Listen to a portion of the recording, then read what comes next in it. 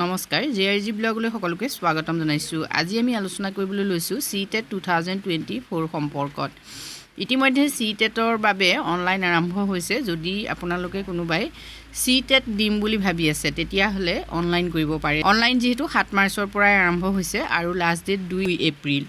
CTETৰ সম্পৰ্কত সবিশেষ তথ্যখিনি আপোনালোকে চাওক। এক্সাম নেম হ'ল Central Teacher Eligibility Test, Conducting Body, Central Board of Secondary Education, Exam Level National, Exam Frequency হ'ল twice a year, বছৰ দুবাৰকৈ CTET অনুষ্ঠিত হয় আৰু Mode of Examination হ'ব offline, pen and paper based. Number of applicants over 2 lakh candidates, আপোনালোকে মন কৰিব এই এক্সামটো যিহেতু নেশ্যনেল লেভেলত হয় ইয়াত প্ৰায় 2 লাখৰ ওপৰত কেণ্ডিডেটে অনলাইন কৰে। গতিকে এইটো এটা যথেষ্ট গুৰুত্বপূৰ্ণ পৰীক্ষা হয়। যদি আপোনালোকে চেণ্ট্ৰেল স্কুলত চাকৰি কৰিম বুলি ভাবে তেতিয়াহ'লে CTET দিব পাৰে। বৰ্তমান অৱস্থাত অসম চৰকাৰৰ অধীনত যিখিনি টিচাৰ এপইণ্টমেণ্ট হৈছে CTET থকা কেণ্ডিডেটেও চাকৰি পাবলৈ সক্ষম হৈছে। গতিকে আপোনালোক সকলোৱে CTET দিব পাৰে। এক্সাম দুটা শিফ্টত হয়। প্ৰথম শিফ্টটো 9:30ৰ পৰা আৰম্ভ হ'ব আৰু দ্বিতীয় শিফ্টটো 2:30ৰ পৰা আৰম্ভ হয়। নাম্বাৰ অফ পেপাৰ্ছ ইয়াত 2খন পেপাৰ থাকে। 2খন পেপাৰে 150 মাৰ্কছৰ। টোটেল কুৱেশ্যন 150 থাকিব। MCQ is in each paper. প্ৰতিখন পেপাৰে কিন্তু MCQ হয়, সেইটো মন কৰিব। মাৰ্কিং ছিষ্টেমটো গুৰুত্বপূৰ্ণ হয়, কিন্তু ইয়াত ইমান চিন্তা কৰিবলগীয়া কথা নাই যিহেতু নিগেটিভ মাৰ্কিং ইয়াত নাথাকে। প্ৰতিটো কাৰেক্ট আনচাৰৰ বাবে আপুনি 1 পাব।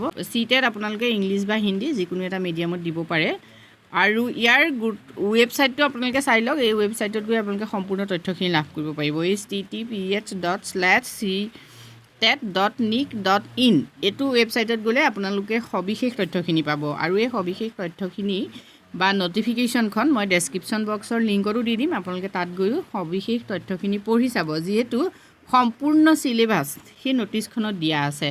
কোনখন পেপাৰত কিমান মাৰ্কছ থাকিব বা কি আহিব সেইখিনিও দিয়া আছে। যিহেতু ভিডিঅ'টো যথেষ্ট দীঘল হ'ব সেইকাৰণে মই সেই কথাখিনি ইয়াত আলোচনা কৰিব বিচৰা নাই। ফিজৰ সম্পৰ্কত আপোনালোকে আৰু এটা কথা জানি লওক, যিহেতু আপোনালোকে পেপাৰ এখনো দিব পাৰে 2খনো দিব পাৰে। যদি আপোনালোকে এখন পেপাৰ দিয়ে তেতিয়াহ'লে জেনেৰেলৰ বাবে 1000 আৰু যদি পেপাৰ আপোনালোকে 2খন দিয়ে তেতিয়াহ'লে 1200 আপোনালোকে দিব লাগিব।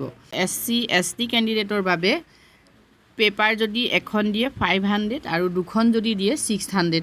ইলিজিবিলিটি ক্ৰাইটেৰিয়া আপোনালোকে চাই লওক। Candidate should be class 12 pass with a minimum 45% aggregate in order to qualify for the CTET.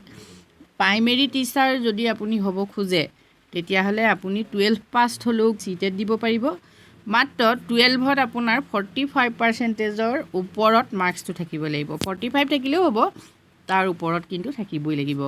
Next আহিলে candidate should be graduated with a minimum of 45% aggregate for Class 12 with at least 50% aggregate in order to be qualified for the CTET exam for elementary stage teacher.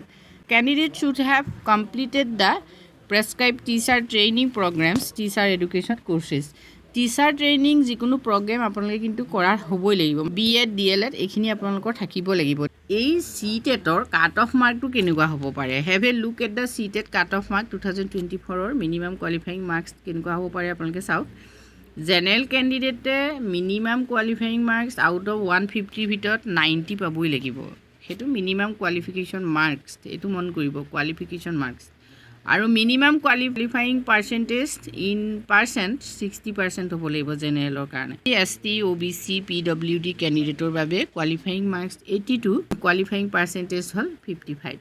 আজি ভিডিঅ'টোত আমি আপোনালোকৰ বাবে এইখিনি তথ্য আলোচনা কৰিছোঁ। যদি আপোনালোকে CTET দিব বিচাৰে তেতিয়াহ'লে এতিয়াৰ পৰা প্ৰিপেৰেশ্যন চলাওক, যিহেতু 7 জুলাইত 2024 চনৰ CTET পৰীক্ষা অনুষ্ঠিত হ'ব। আজিলৈ ইমানেই, ধন্যবাদ।